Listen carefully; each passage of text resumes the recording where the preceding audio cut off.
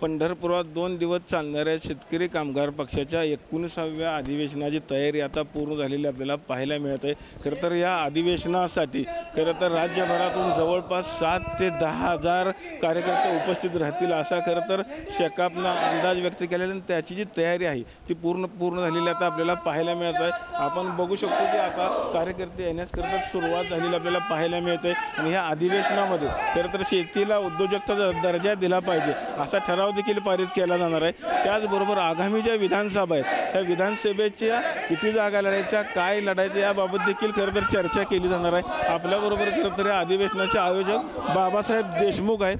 काय सांगताल कशा पद्धतीने अधिवेशनाची तयारी आहे? 2 दिवसाची हे अधिवेशन आहे। आज दुपारी 2 वाजल्यापासून उद्या दुपारी 2 वाजेपर्यंत आहे। चांगल्या पद्धतीने तयारी झालेली आहे। राज्यातून हजारो कार्यकर्ते आणि पदाधिकारी या ठिकाणी आलेले आहेत।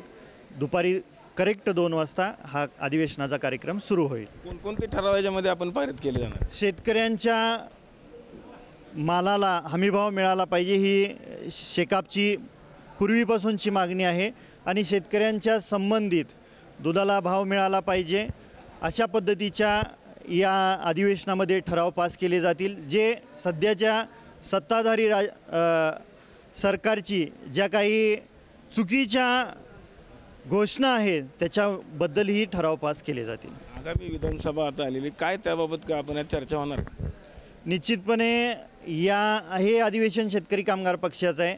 अजून आघाड्या जाहीर झाल्या नसल्या कारणाने या ठिकाणी विधानसभेच्या निवडणुकीबद्दल काही चर्चा होणार नाही। किती लोक येतील अंदाजे कार्यकर्ते राज्यभरातून कुठून येणार आहेत? 5 ते 7 हजारापर्यंत राज्यभरातून कार्यकर्ते येतील। नागपूरपासून काटोल नागपूरपासून ते कंधार मराठवाडा रायगड जिल्हा संपूर्ण महाराष्ट्रातून ज्या ठिकाणी शेतकरी कामगार पक्षाचं अस्तित्व आहे त्या ठिकाणातून शेतकरी कामगार पक्षाचे कार्यकर्ते येतील। आपण बघितलं असेल की 2 दिवस चालणाऱ्या अधिवेशनासाठी खरं तर 7,000 कार्यकर्ते उपस्थित राहतील असा अंदाज व्यक्त केलेला आहे। त्याचबरोबर या अधिवेशनामध्ये शेतीला उद्योजकतेचा दर्जा दिला पाहिजे हाचा ठराव देखील आता पास केला जाणार आहे। पंढरपुरातून कॅमेरामॅन जगदीश डांगे सर, रवी लवेकर, TV9 मराठी।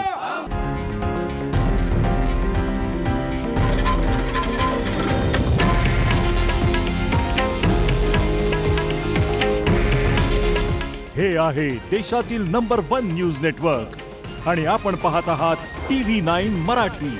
काळजी तुमची, हित महाराष्ट्राचं।